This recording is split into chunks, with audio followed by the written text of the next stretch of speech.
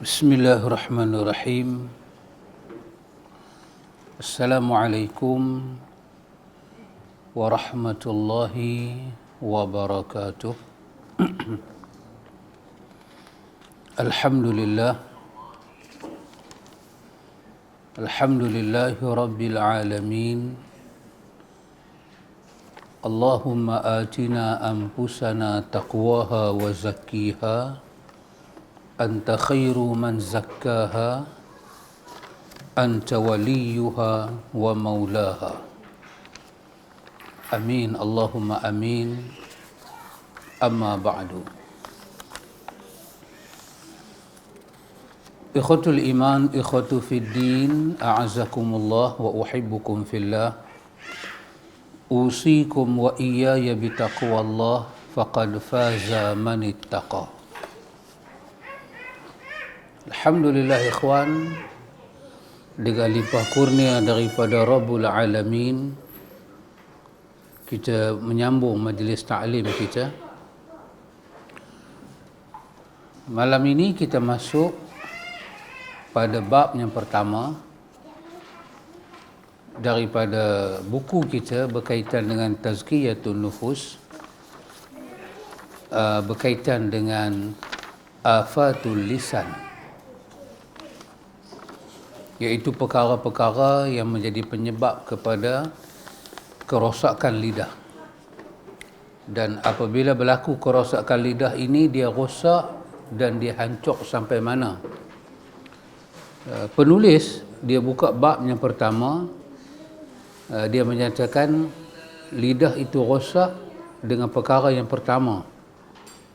Perkara pertama diterjemah dengan perkataan menggunjing dan mengadu domba. Ini Allah Ta'ala yang maha mengetahui. Perkataannya adalah al-ghibah. Al-ghibah merujuk kepada makna kita kata mengumpat. Penulis membawa kepada kita beberapa definisi, definisi dan ta'rif yang dia pilih, yang dia buat nota dia untuk memberi penjelasan kepada kita. Pada muka surat 17, penulis menyatakan kepada kita, dia kata Al-Hafiz Imam Ibn Hajar rahimahullahu ta'ala berkata, ulama berselisih pendapat tentang ta'rif ghibah. Rupanya ada selisih pendapat dalam nak memberi ta'rif ghibah ini. Ghibah adalah menyebut aib orang lain tanpa ada keperluan untuk menceritakannya. Ini salah satu daripada ta'rif yang dibuat.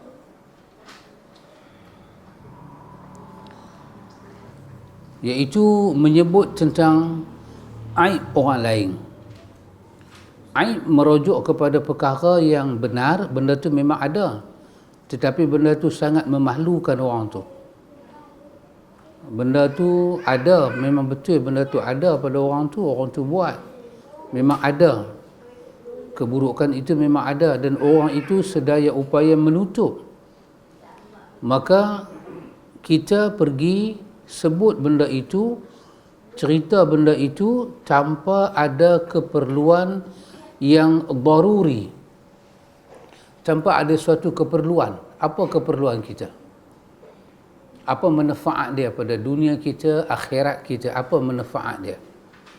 Maka itu tak bersiaran ghibah yang penulis kata yang dipilih oleh Al-Hafiz Imam Ibn Hajar.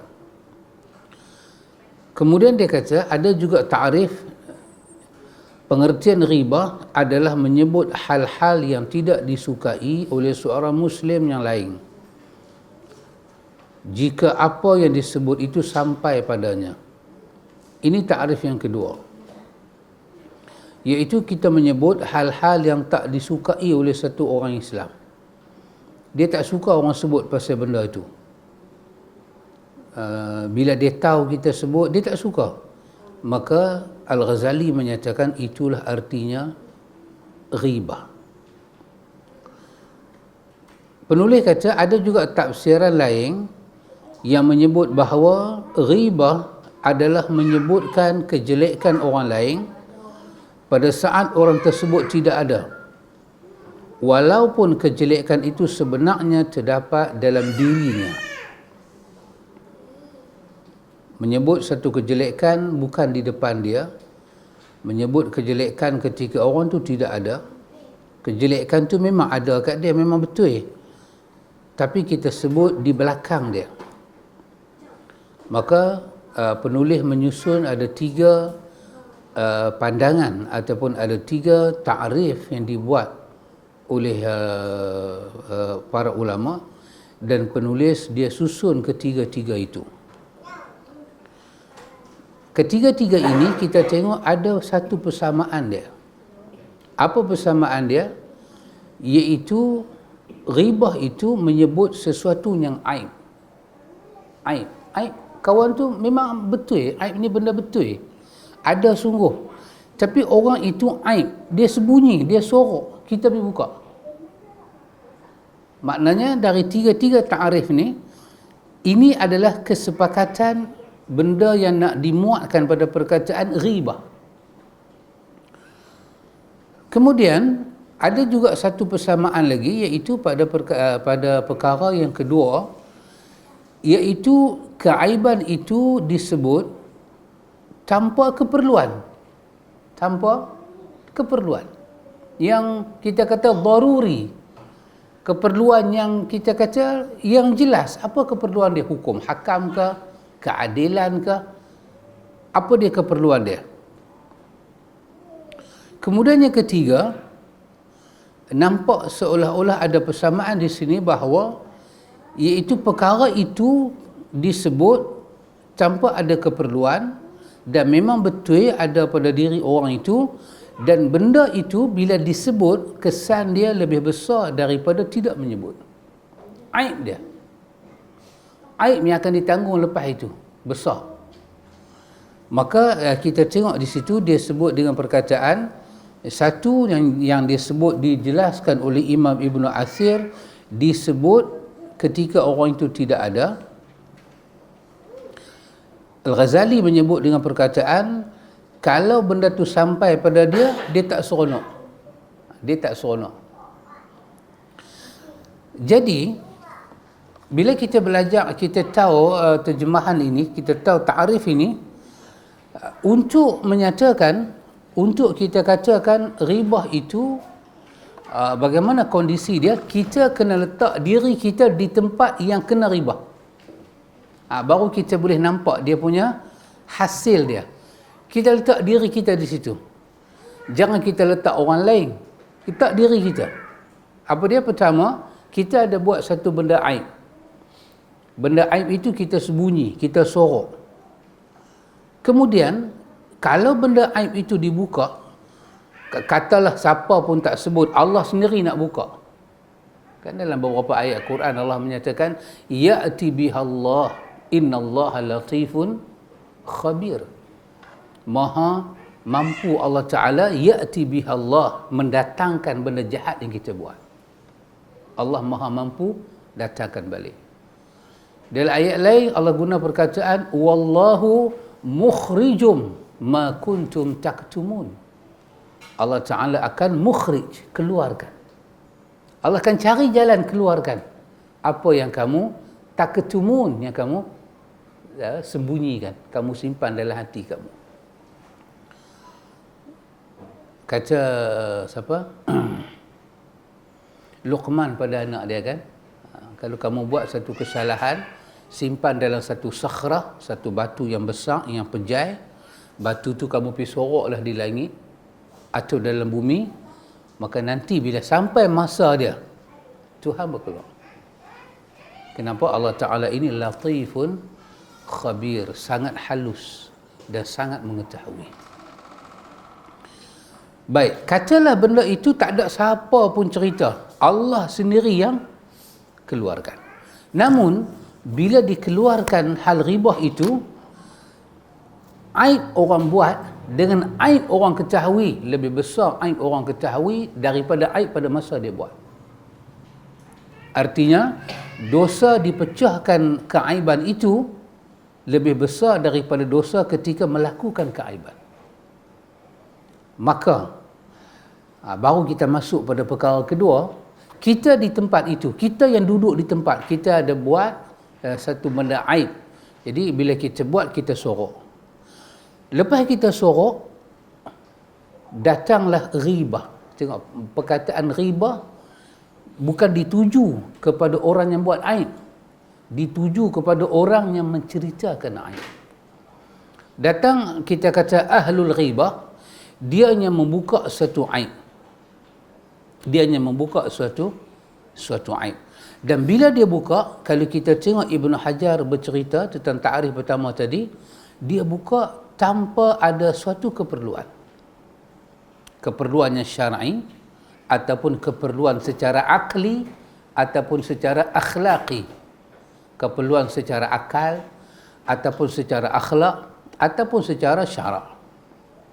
Kemudian, kita yang melakukan benda aib itu akan menanggung malu lebih besar daripada hari kita melakukan aib. Dan kejelekan itu biasanya disebut bukan di hadapan orang yang melakukan. Jadi kita letak diri kita di situ, kita sebagai orang yang kena ribah. Walaupun kata Imam Ghazali, kesalahan tu memang orang tu buat. Ribah, kalau orang tu tak buat, dia jadi fitnah. Benda tu memang orang tu buat. Tetapi dia aib. Pasal tu dalam bab ribah ni, kita jangan guna perkataan orang buat. Kata kita yang buat. Kita duduk tempat tu. Kalau kita duduk, kita kata orang buat, kemudian ada orang lain cerita, kita tak akan dapat nak faham kenapa ribah ini menjadi satu perbincangan yang besar. Kita yang buat benda aib tu. Hari kita buat benda aib, habis dah selesai benda aib kita buat, kita akan takut. Kita akan takut. Baik, pertama dulu, apa itu benda aib? Benda aib. Aibun ni apa dia? Aibun ini adalah perkara yang menjatuhkan muru'ah kita. Kalau orang tahu, dia menjatuhkan maruah kita. Maruah kita ada di mana? Maruah kita ada pada akhlak kita. Maruah kita ada pada adab. Dan maruah kita ada pada agama kita. Nabi kata, istabra'a li dinihi wa irdih. Nabi kata, akan terpeliharalah agama kamu dan kehormatan kamu. Kalau kamu menjauhi benda haram dan benda syubhat. Biasanya benda aib ni, dia benda haram. Kalau benda halal kita buat, mana boleh kata aib? Dibuat cara sorok-sorok. Bila dibuat satu benda aib, biasanya orang yang buat benda aib tu, kalau kita yang buat benda aib tu, kita akan takut. Tetapi kita lebih takut kalau aib itu orang tahu. Maka sedaya upaya kita tutup. Maka kerana itu ditanya kepada orang yang menjadi ahlul ribah, kenapa Tuan membuka suatu perkara yang lebih besar daripada yang besar? Yang Tuan buka ni lebih besar. Kenapa? Maka kalau mengikut tafsiran yang pertama, dia kata tidak ada keperluan. Maka tujuan dia membuka aib itu di atas nama ribah adalah semata-mata nak menyebut kejelekan orang tu. Dia nak sebut aib orang tu. Motif dia nak sebut orang tu ada aib. Maka itu sesuatu yang masuk di dalam ta'rif ribah. Penulis tak berhenti di situ. Dia kata di dalam kitab Al-Azkar, Al-Imam Nawawi memberikan definisi yang mirip dengan definisi yang disebut oleh Al-Ghazali. Kata Imam Nawawi, ribah adalah menyebutkan hal-hal yang tidak disukai oleh orang, baik berkaitan dengan kondisi badan, agama, dunia, jiwa, perawakan, akhlak, harta, anak, isteri, pembantu, gaya X apa? Apa tu? Apa dia Ustaz? Oh, Ustaz tak ada kita.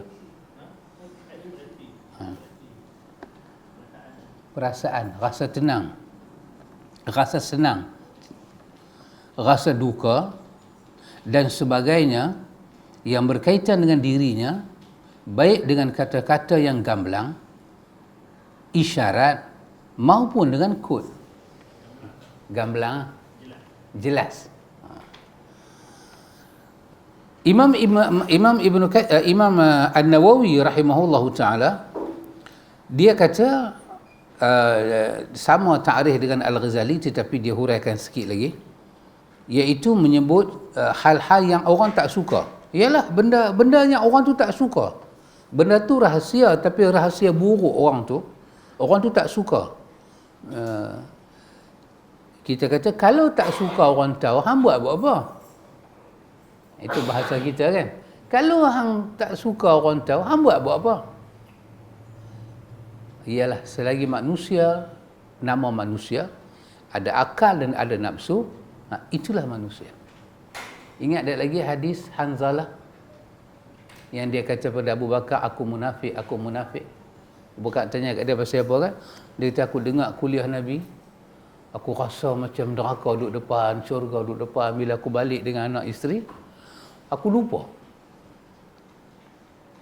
Abu Bakar kata, kalau hang rasa lagu tu, aku pun rasa lagu tu juga. Bila jumpa Nabi kan, dalam Riyadhus Salihin, apa Nabi kata? Nabi kata, sa'atan fasa'atan. Masya Allah. Nabi kata apa? Manusia akan kena benda ni. Sa'atan, satu masa dia akan kena. Kita terlalai, terlupa, terleka, itu adalah sifat manusia.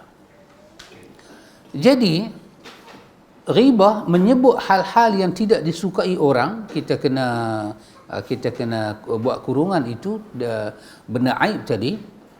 Cara kita sebut itu, baik keaiban itu berkaitan dengan tubuh badan dia, ataupun keaiban itu berkaitan dengan agama dia, kita duk sebut benda tu tak habis-habis.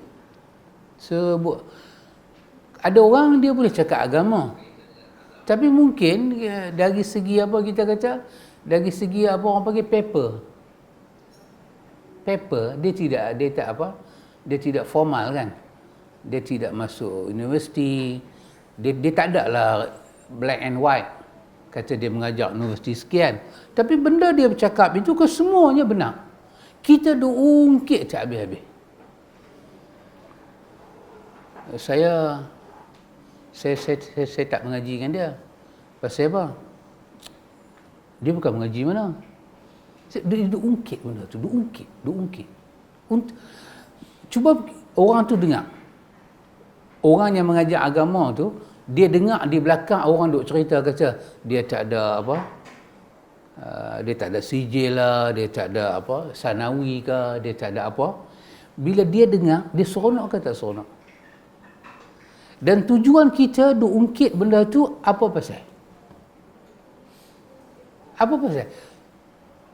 Macam Ustaz Samsul kata kan, lebih baik kita dengar apa orang kata daripada kita tengok siapa yang kata.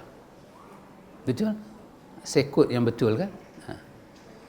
Baik kita dengar apa dia kata daripada kita nak ambil tahu dia tu siapa. Lebih banyak manfaat. Jadi selama dia cakap tu betul ke tak betul? Orang yang ada sijil lah, ada apa, hari dia tersilap cakap, macam mana kita nak defend dia? Kita kata apa? Kita kata dia tersilap cakap. Tapi dia ada sijil. Bolehkah sijil itu menjadi apa kita kata Ustaz? Alasan untuk kita bertahan silap cakap dia. Dia tersilap cakap. Sebagai contoh, katalah Allah hantar Nabi Musa. Dia kata Allah hantar Nabi Musa pergi jumpa Namrud, maka Nabi Musa pun lawan dengan Namrud. Kita kata bukan Namrud kot. Kita duk belajar ni, kita dengar Musa ke apa, Fir'aun. Dah habis-habis semua, orang keluar daripada kelas, orang dia kata Ustaz cakap silap.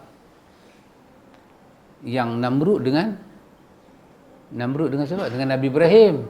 Musa dengan Fir'aun. So kita cover. Kita kata dia ada sijil.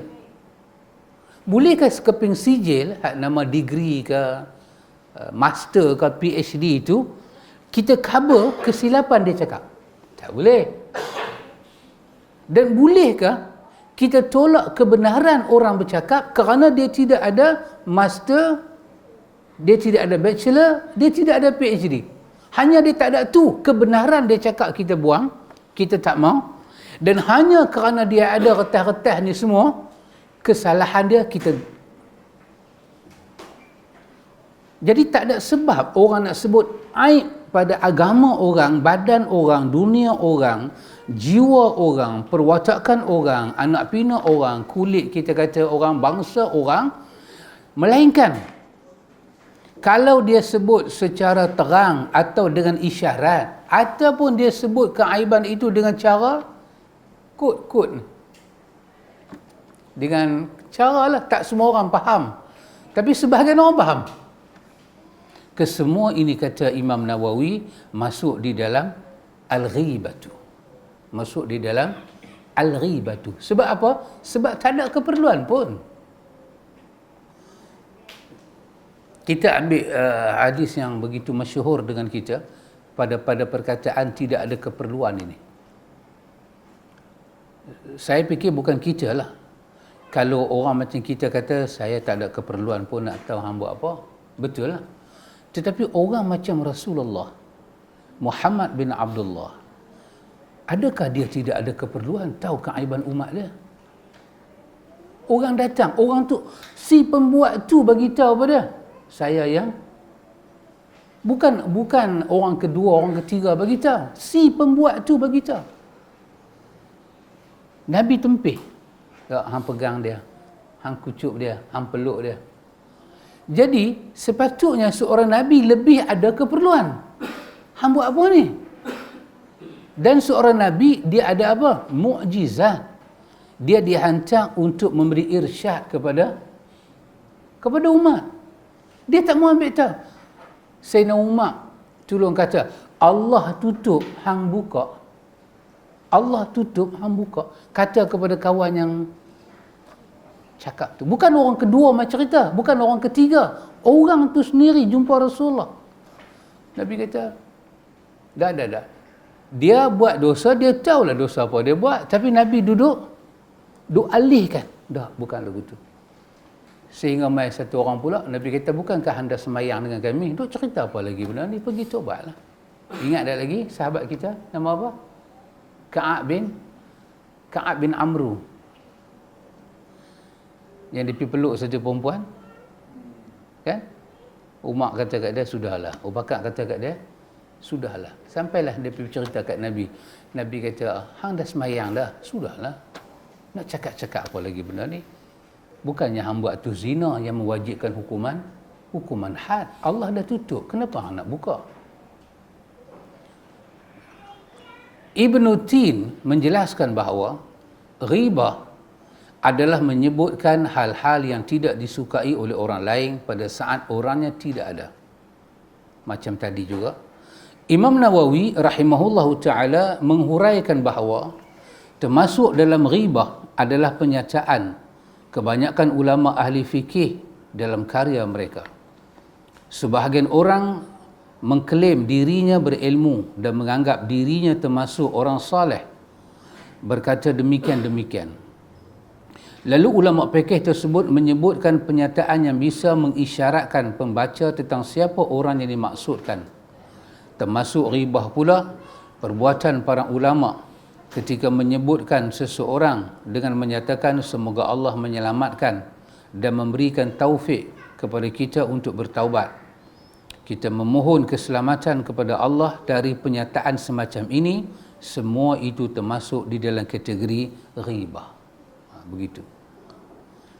Ya, kadang-kadang disebut secara kod tadi ni. Dia tak sebut nama, dia tak sebut apa, tapi cara dia cerita, semua orang tahu cerita ni cerita siapa. Cerita ni cerita siapa, semua orang tahu. Kata penulis, kesemua itu termasuk di dalam ghibah. Ghibah tidaklah hanya dengan kata-kata sahaja, akan tetapi seluruh perbuatan yang menyebabkan orang lain bisa faham terhadap hal yang tidak disukai oleh orang yang dipergunjingkan, meskipun berupa sindiran, perbuatan, isyarat, kedipan mata, celaan, tulisan dan segala sesuatu yang mampu menjelaskan maksud yang diinginkan. Sebagai misal, meniru gaya berjalan seseorang, itu semua termasuk ghibah, bahkan lebih berbahaya daripada ghibah dengan kata-kata, kerana perbuatan tersebut mampu memberikan ilustrasi dan penjelasan yang lebih gamblang. Kalau dia buat dengan tiru-tiru lagu tu, lebih jelas lagi, tak dapat diarahkan ke lain dah, melainkan dia bawa kepada satu arah. Ikhwan, takat inilah yang kita sedang belajar apakah yang dikatakan al-ghibatu itu, ghibah. Dengan kita juga mengetahui bahawa awal-awal penulis dah kata, dalam hal ini para ulama ada khilaf di dalam nak bukan khilaf tentang kedudukan ghibah itu dosa atau tidak, tapi khilaf ta'rif dia. Macam manakah ta'rif yang sempurna? Nampaknya ta'rif yang dipilih oleh Al-Imam Nawawi di dalam Al-Azkar menjadi ta'rif tumpuan para ulama ketika bercakap tentang hal berkaitan dengan ghibah. Sedikit kata penulis, kerana dia buka dua tajuk, iaitu dia kata perkara berbahaya yang pertama iaitu mengunjing dan mengadu domba. Dia kata perbezaan antara ghibah dan namimah. Namimah dipanggil mengadu domba. Al-Hafiz Ibn Hajar rahimahullahu ta'ala menyatakan bahawa terjadi perbezaan pendapat tentang pengertian ghibah dan namimah, iaitu mengadu domba. Kalau Ustaz Nam masih ingat masa duduk atas kapal terbang, ada satu perempuan Indonesia duduk dengan kita. Kita tanya kat dia kan, kenapa dipanggil mengadu domba? Ingat? Dia kata, domba ni binatang yang payah bergaduh. Dia berbeza dengan kambing. Kambing, lembu, kerbau, dia ni senang bergaduh. Tiba-tiba ada orang adu domba. Dia pergi buat sampai domba tu berkelahi. Dia ni dahsyat lah. Domba ni kita adu kepala dia, dia kata dia tak berkelahi. Tapi tiba-tiba dia boleh berkelahi. Maka pengadu tu kira memang pakar betul ya. Kalau dia pergi adu kerbau berkelahi, is okay, betul. Lepas itu namimah diterjemah dengan, dia kata dikatakan dengan perkataan mengadu domba. Dia adukan domba. Tak patut domba tu diadukan, diadu, berkelahi. Baik, ulama kita ada berbagai-bagai tafsiran. Tapi kita lihat tafsiran yang penulis nak dedahkan pada kita. Apakah keduanya memiliki makna yang sama atau tidak? Namun pendapat yang kuat adalah terdapat perbezaan makna di antara keduanya. Pada kedua kata tersebut memang terdapat kesamaan makna yang bersifat umum. Akan tetapi juga memiliki kekhususan makna masing-masing. Namimah adalah memberitahukan keadaan seseorang tanpa kerelaannya kepada orang lain untuk merosakkan hubungan keduanya, baik dengan sepengetahuannya ataupun tidak. Sedangkan ghibah adalah membicarakan hal yang tidak disukai seseorang ketika dia tidak ada. Adapun ciri namimah adalah bertujuan untuk merosakkan hubungan, dan orang yang dibicarakan tidak harus tidak berada di tempat pembicaraan. Sedangkan ciri ghibah adalah dilakukan pada saat orang yang dibicarakan tidak di tempat, di luar masing-masing ciri yang telah disebutkan di atas. Maka antara namimah dan ghibah memiliki kesamaan. Di antara ulama ada yang menyatakan bahawa yang disebut ghibah harus disertai oleh ketiadaan orang yang dibicarakan. Ini seperti kata penulis diambil penjelasan daripada Ibn Hajar. Ada ulama kata perkataan ghibah dan namimah ni dia berbeza sebutan, tetapi dia mungkin perkataan kita kata mutaradif. Apa? Mutaradif. Apa? Panggil apa? Seerti. Sinonim, mutaradif. Perkataan lain tapi makna dia sama. Sama arti, mutaradif. Ataupun kita kata takriban lil makna. Makna dia sangat tak dapat dibezakan. Cuma dia kata kalau dilihat secara zahirnya, namimah ada dia punya hal, ghibah ada dia punya hal. Orang yang namimah ini dia akan melakukan ghibah, pasti. Tapi orang yang ghibah belum tentu terlibat dengan namimah, belum. Dia cerita, kadang-kadang cerita itu kadang-kadang tak ada sebab pun dia boleh cerita. Macam takrif yang pertama, dia cerita tanpa keperluan.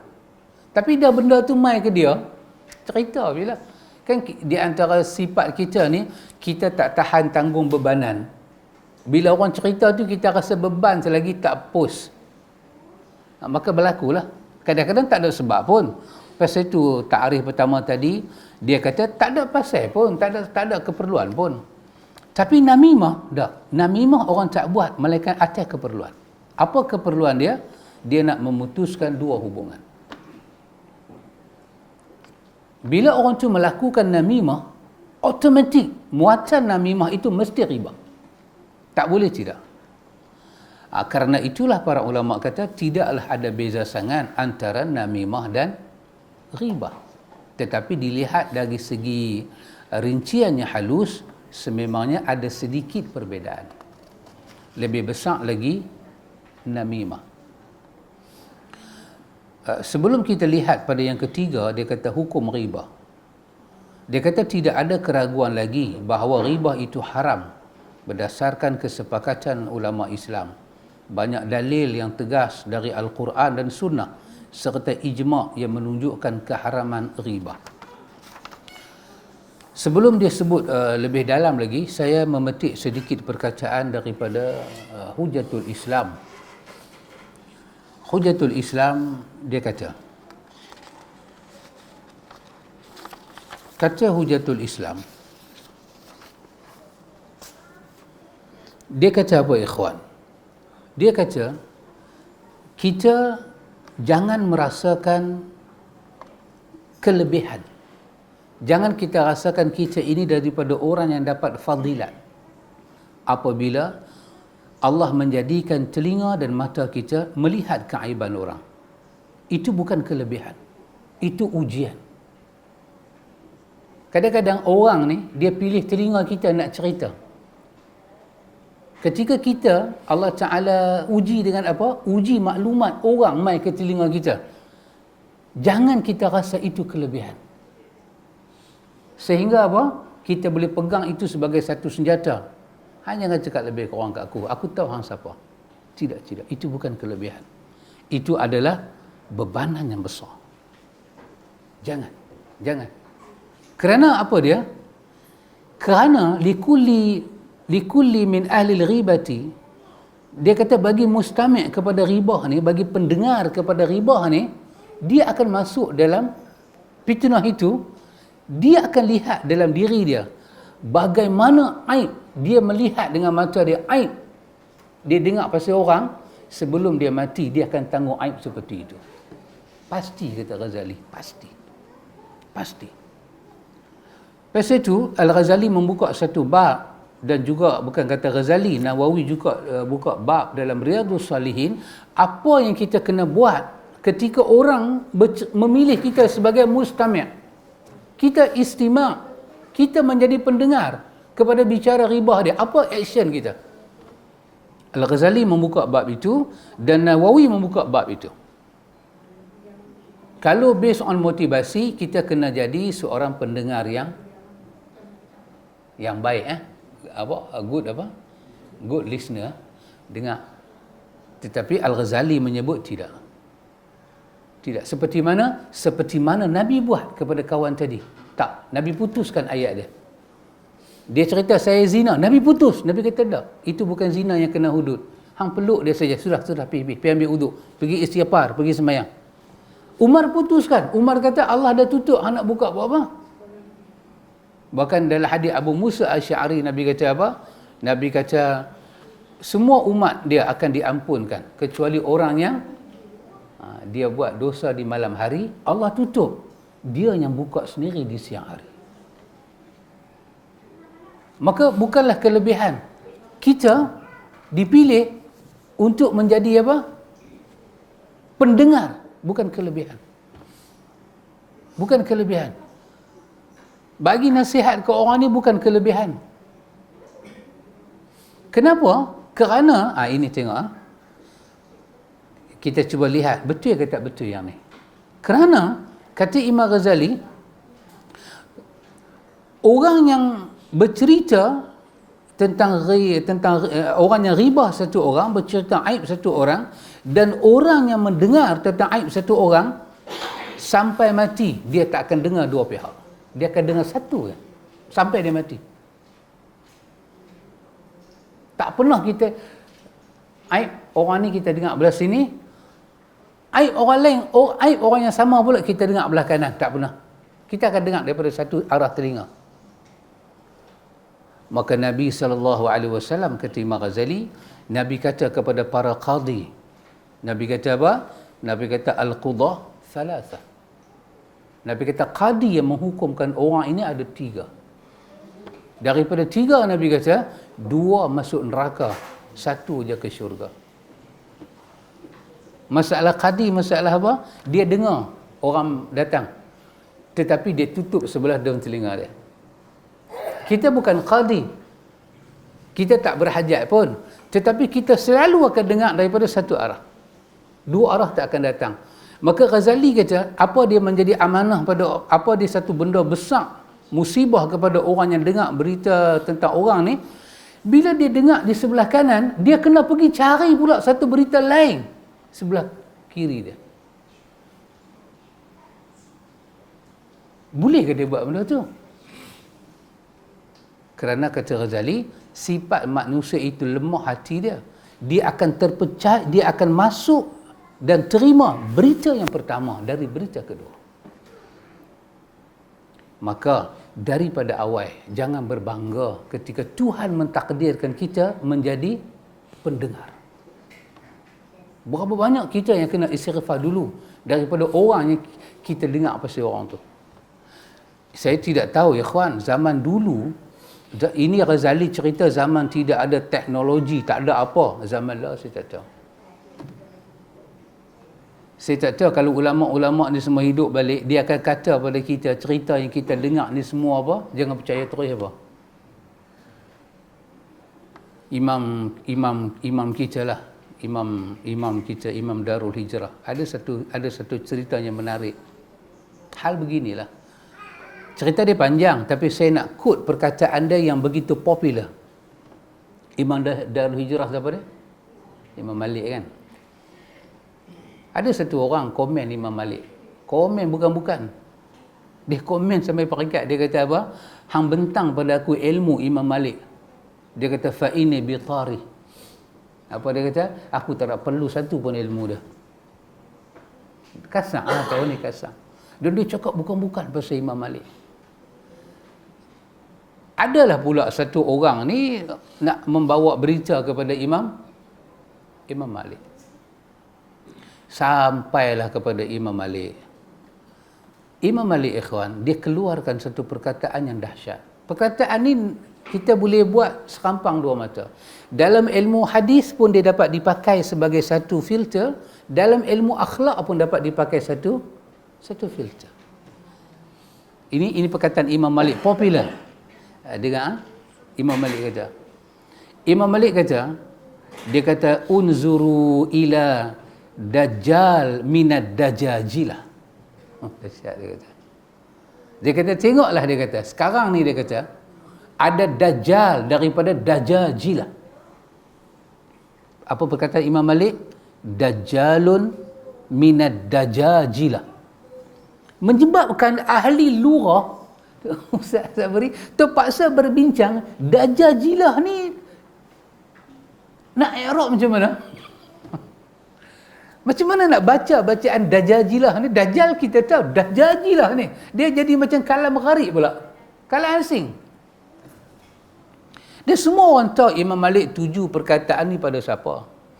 Kata Abdullah bin Idris, ma ra'aitu ahadan jama'a ad-dajjalina qabla. Bila Imam Malik kata lagu ni, aku tak tengok sifat-sifat Dajjal tu berimpun, melainkan kena betul pada orang tu. Sebelum ni aku tak tahu pun. Tapi bila Imam Malik keluarkan perkataan ni, kerana orang tu kata kat dia benda yang tak betul, dia keluarkan kalimah ni, kalimah dia kata tu ada sungguh pada kawan tu. Maka itulah musibah dia. Musibah dia. Musibah dia, kita tidak dapat sama ratakan cerita dan kita masuk dalam dunia itu dan kita menanggung bebanan hidup, bebanan jiwa. Dan kita tak tahulah. Kita tak tahulah had mana. Tapi perkara ini telah pun dibincangkan oleh para ulama kita. Sehingga kan ada ulama kita dia cakap panjang, dia akan selit kata-kata Imam Malik, Dajjalun minad dajajilah. Lepas tu dia akan kata sepatah. Dia kata apa? Dia kata wa astamihukum uzran 'ala al-khuruj 'anil mawdu' al-asli. Dia kata aku minta maaflah kepada hampa semua kerana aku dah keluar daripada tajuk asal. Tapi kalau aku tak sebut kata Imam Malik ni aku tak boleh. Tapi yang aku sebut ni tak ada kena mengena pun dengan tulisan aku. Tapi aku takut orang lupa kata Imam Malik. Sehingga kan ikhwan, perkataan Imam Malik ni hidup, siapa pembawa cerita palsu dalam dunia hadis dipanggil dengan gelaran ni, Dajjalun minad dajajilah. Imam Malik panggil Dajjal kepada orang yang dalam dunia hadis ni, saya kata tadi dia macam serampang dua mata kan. Kalau dalam ilmu hadis pembawa cerita bohong ni, hadis-hadis tak betul ni, Imam Malik kata mereka itu Dajjal, penipu. Daripada penipu-penipu yang zahir, Imam Malik panggil Dajjal. Dan orang tahu kepada siapa Imam Malik kata ni? Kepada Muhammad bin Ishaq, sahibus sirah. Dia kata Dajjalun minad dajajilah. Dahsyat ikhwan. Orang kata bagaimana satu imam boleh kata sekeji ni pada orang? Kalimah ni kalimah keji ya. Kalau zaman depa jadi kalimah ni tak patut ustaz sebut. Ni maki orang ni. Sumpah serana orang. Kerana Imam Malik kata Nabi yang sebut dia ni Dajjal. Aku hanya buat ayat ya. Nabi yang sebut dalam riwayat Muslim, Imam Malik mengesahkan riwayat itu. Nabi yang sebut akan datang kepada kamu apa? Dajjal. Ya'tikum fi akhir zaman kan? Dajjaluna kadzabun. Maka kata Imam Malik, Dajjalun minad dajajilah. Jadi ikhwan, kita mesti berhati-hati. Jangan letak diri kita kepada orang yang kena ribah, tapi kena letak diri kita dalam orang yang meribah, barulah kita boleh tahu kedahsyatan dia. Yang keempat, dia mula nak bawa kepada kita ikhwan dalil-dalil. Dia kata ancaman terhadap pelaku ribah. Dia mula nak bawa kepada kita dalil. Berapa banyak dalil yang dia boleh kumpul pada kita berkenaan dengan dosa orang yang terlibat dengan ribah dan namimah ini. Dia akan bawa. Saya ingat dalil tu kita baca lagi sekali ya.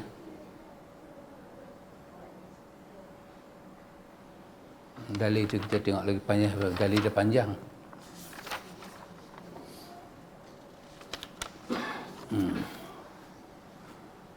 Boleh Ustaz Nan? Alhamdulillah.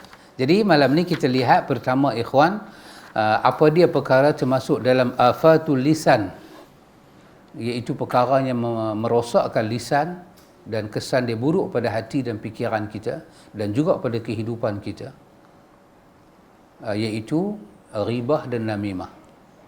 Kemudian kita lihat ta'rif ribah dan ta'rif ribah dahulu yang dibuat oleh penulis dengan dia mengambil 4 jenis ta'rif dan akhirnya dia seolah-olah membuat endorsement ta'rif yang dibuat oleh Imam Nawawi lebih sempurna. Kemudian kita juga melihat sedikit perbahasan bahawa jauhi ribah itu sama ada dengan kata-kata yang jelas, dengan isyarat ataupun dengan apa-apa sekalipun, dengan kod. Kemudian perkara yang ketiga kita belajar, kita dapat lihat perbezaan antara ribah dan namimah. Ada sedikit perbezaan yang tipis, namun tetap ada perbezaan. Kemudian yang ketiga, keempat kita belajar malam ni pada ikhwan tentang hukum ribah. Tentang hukum ribah. Dan kita kena tahu ikhwan bahawa ribah dan namimah termasuk daripada makhluk perosak kepada jiwa. Makhluk perosak kepada jiwa. Dan tak salah juga kita kata ikhwan, saya rasa tidak keterlaluan, penyakit ribah dan namimah ni di antara penyakit yang sukar kita nak rawat. Penulis mengguna perkataan pada buku dia kata bahaya lidah, penyakit lisan, dan dia kata terapinya. Dia juga nak bawa satu solusi pada kita, penyelesaian dia apa kita nak kena buat. Sebab itu adalah kaedah Al-Quran. Bila Quran sebut tentang satu penyakit, Quran automatik akan sebut perawatan dia, automatik. Maka dia sebut benda itu. Jadi kita takat yang kita tahu, kita cuba ingat dan kita cuba hadam. Lepas ni kita akan tengok perkara yang keempat, ancaman ayat-ayat Quran. Mari kita lihat macam mana Quran menyebut dengan perkataan-perkataan yang menakutkan. Wallahu ta'ala a'lam. Subhanakallahumma wa bihamdika asyhadu an la ilaha illa anta astaghfiruka wa atubu ilaik. Wassallallahu ala nabi Muhammad walhamdulillahi rabbil alamin.